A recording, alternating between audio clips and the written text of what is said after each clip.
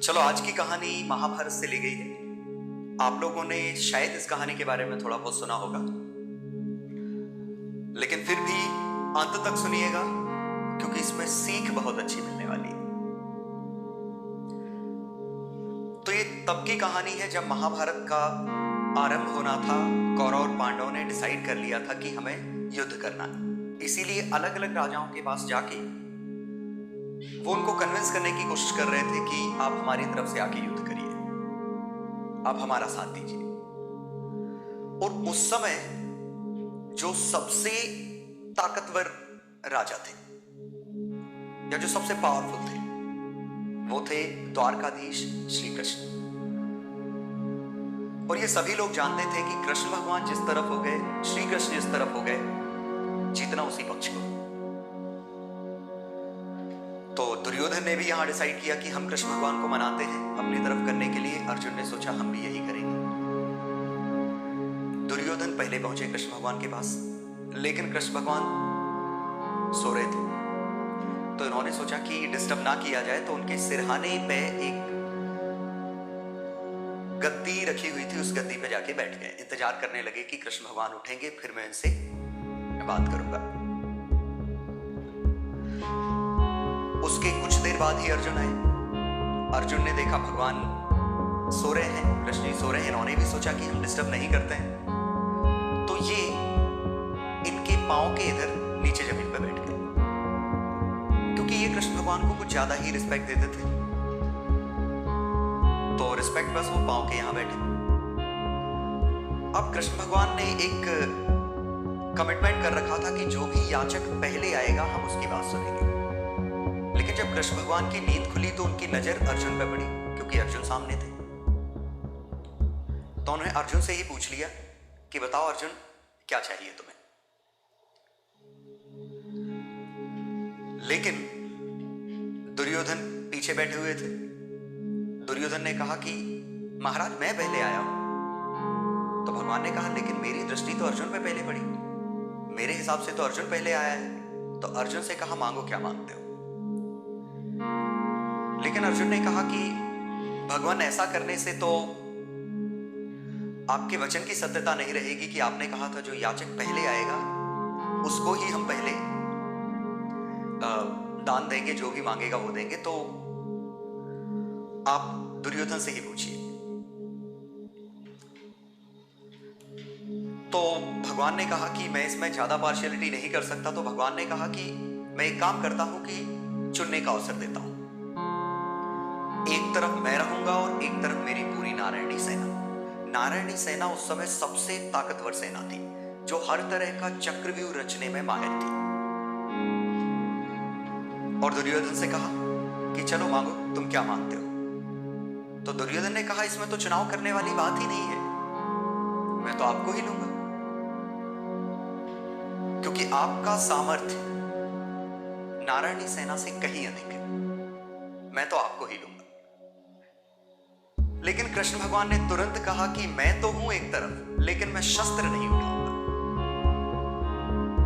क्योंकि अगर मैंने शस्त्र उठा लिया तो ये दोनों सेनाओं का संहार हो जाएगा और फिर युद्ध का मतलब ही नहीं रहेगा कि युद्ध कौन कर रहा है। इसीलिए मैं शस्त्र नहीं उठाऊंगा। अब सोच लो अच्छे से कि अब मैं या मेरी नारायणी सेना।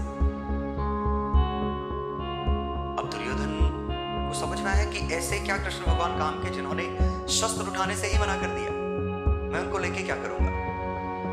तो उसने कहा मुझे कोई डाउट नहीं है, मुझे तो आपकी नारायणी सेना ही दे दो। अर्जुन से कहा कि चूंकि मेरी दृष्टि तुम्हारे ऊपर पड़ी थी तो तुम्हें भी चुनाव देता हूं, और अगर कुछ दिक्कत हुई फिर देखेंगे, कुछ और रास्ता निकालेंगे। अर्जुन ने कहा मुझे भी कोई भी किसी भी तरह की समस्या नहीं है, मुझे तो माधव ही चाहिए, मुझे तो आप ही चाहिए। तो भगवान ने कहा कि ठीक है, मैं तो तुम्हारी तरफ आ गया, लेकिन मैं करूंगा क्या, मैं अस्त्र तो उठाने वाला नहीं हूं। तो अर्जुन ने कहा आप मेरे सारथी बन जाइएगा, कि जिसका सारथी स्वयं आप हैं तो वो तो कभी रास्ता भटक ही नहीं सकता। दोनों लोग खुश। अर्जुन को कृष्ण मिल गए और दुर्योधन को सबसे ताकतवर सेना मिल गई, नारायणी सेना। दुर्योधन ने आके सबको बताया कि अर्जुन तो गधा निकला, उसने तो भगवान मांग लिए, लेकिन उन्होंने कहा कि मैं शस्त्र नहीं उठाऊंगा और मैंने पूरी नारायणी सेना ले ली। अब तो हमें जीतने से कोई नहीं रोक सकता।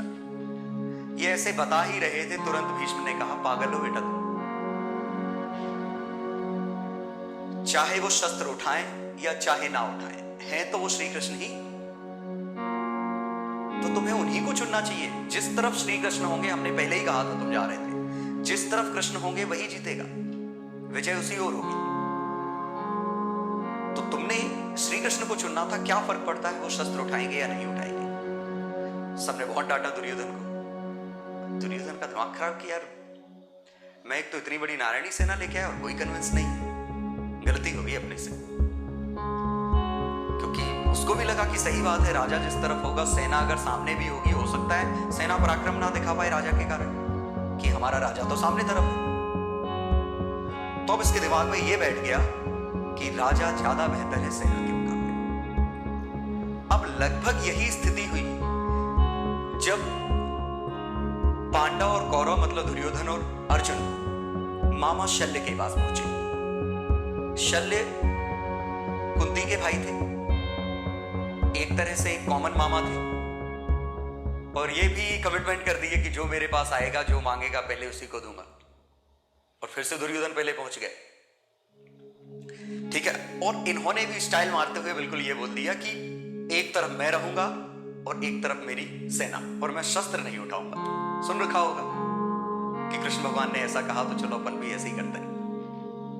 अब दुर्योधन के दिमाग में यह बात आ चुकी थी कि राजा ज्यादा इंपॉर्टेंट है सेना से। तो दुर्योधन ने कहा, मामा मुझे कोई डाउट नहीं है, आप मेरी तरफ आ जाओ। उन्होंने कहा ठीक है बेटा। तो उन्होंने अपनी सेना अर्जुन को दे दी और ये इधर आ गए। इन्होंने भी कहा मैं करूंगा क्या। तो उन्होंने कहा आप इस समय के सबसे अच्छे सारथी हैं, कि आपके बारे में सुना है कि आपसे बेहतर रथ कोई नहीं चला पाता। तो चूंकि अर्जुन के सारथी कृष्ण हैं, तो कर्ण के सारथी आप बन जाइए। इन्होंने कहा ठीक है, मुझे कोई दिक्कत नहीं। ये इधर सारथी बन गए। लेकिन शल्य भगवान तो थे नहीं ना, कुछ ऐसा था कि उन्होंने कहा हम जिस तरफ होंगे वही धर्म है और हम धर्म का पालन करेंगे। चूंकि ये मामा अर्जुन के थे, इधर वचन से बंध गए, लेकिन मन से वो उसी तरफ थे। अब इन्होंने किया क्या कि ये अर्जुन के सामने जब भी कर्ण जाए, ये रथ चलाएं, रथ पूरी शिद्दत के साथ चलाएं, लेकिन साथ में कर्ण को डिमोटिवेट करते रहे। कैसे? जैसे मान लीजिए कर्ण ने एक बाण चलाया, उसमें 100 लोग मर गए। कर्ण ने इनकी तरफ देखा कि थोड़ा ये अप्रिशिएशन देंगे, कुछ कहेंगे कि वाह कर्ण। तो उन्होंने कहा अरे कर्ण, इतना ही सामर्थ्य है तुम में, तुम 100 मार पाए, अर्जुन होता तो 1000 मार देता इसी। और जब इनका अर्जुन और कर्ण का आपस में युद्ध हो, बार बार कहते बेटा तुमसे नहीं हो पाएगा, तुम नहीं हरा पाओगे उसको। देखो वो कितनी जोर से बाण चलाता है, देखो उसके पास कितने दिव्यास्त्र हैं, तुम्हारे पास तो लेके ही कवच कुंडल है, बस इसी के भरोसे जी रहे हो तुम। लगातार डिप्रेस करते रहे, लगातार दिमाग में ये बात डालते रहे, तुमसे ना हो पाएगा बेटा। आपस में युद्ध हुआ, इनने एक दिव्यास्त्र छोड़ा, अर्जुन का रथ 2 मीटर पीछे चला गया। अर्जुन ने दिव्यास्त्र छोड़ा, इनका 10 मीटर पीछे चला गया। इनने कहा देखा, तुमने 2 मीटर पीछे किया, इनने 10 मीटर, 5 गुना ज्यादा सामर्थ्य है अर्जुन में। अब ये सुनते सुनते इनके दिमाग में ये बात चढ़ ही गई कि मैं तो गधा हूं, मुझसे कुछ नहीं होने वाला है, मैं तो अर्जुन से नहीं जीतने वाला। इस वजह से जब क्या हुआ, जब इनका रथ का पहिया धंसा, कर्ण वाकई में इतने पावरफुल थे कि वो सिर्फ बाण की मदद से ही अपना रथ ऊपर उठा सकते थे। लेकिन शल्य बार बार बोल के इनके दिमाग में डाल चुके थे कि तुमसे कुछ ना हो पाएगा, तुम नहीं कर पाओगे। तो इनको अपनी धनुर्विद्या पे इतना ही भरोसा नहीं रहा कि वो अपने दिव्यास्त्रों की मदद से ही इसको ऊपर उठा सकते हैं। वो खुद चले गए उठाने के लिए, और उसके बाद तो पता है कि खुद चले गए और उन्होंने पहिया पकड़ा उस समय, और जब उठा रहे थे और उसी समय अर्जुन ने इनको मार दिया। अब इसको आप शाप माने या कुछ भी माने कि इनके गुरु परशुराम ने इनको शाप दिया था कि आप समय पे अपनी धनुर्विद्या भूल जाएंगे। और इस शाप के निमित्त को पूरा करने वाला कौन था? निमित्त कौन बना? शल्य। शल्य ने बुलाने का काम किया, लगातार बोलते रहे कि तुमसे ना हो पाएगा। अन्यथा जरा समझिए कि कर्ण ने जिस रथ को 2 मीटर पीछे भेजा, उस रथ पे अर्जुन के साथ और कौन बैठा था? कृष्ण। भगवान के होते हुए 2 मीटर पीछे भेज दिया। और ऊपर हनुमान थे कि भगवान जिस रथ को रोके हुए थे, उस रथ को कर्ण ने 2 मीटर पीछे भेज दिया। और कर्ण को अपने सामर्थ्य पे भरोसा नहीं था। क्यों? क्योंकि कोई बगल में था जिसको वो सुन रहे थे, जो लगातार बोल रहा था कि तुमसे नहीं हो पाएगा। तो शायद इस कहानी से आपको एक बात समझ में आई हो कि हमारा सामर्थ्य कितना है वो हमारे पास बैठा हुआ कोई व्यक्ति डिसाइड नहीं कर सकता। कोई और तीसरा पर्सन डिसाइड नहीं करेगा कि आप क्या कर सकते हो लाइफ में। वो हम खुद डिसाइड करेंगे। और आप तभी कर पाओगे जब किसी और का सुनना बंद कर दोगे कि तुमसे नहीं हो पाएगा। आपको सिर्फ खुद से कहते रहना है, yes I can do and I will do.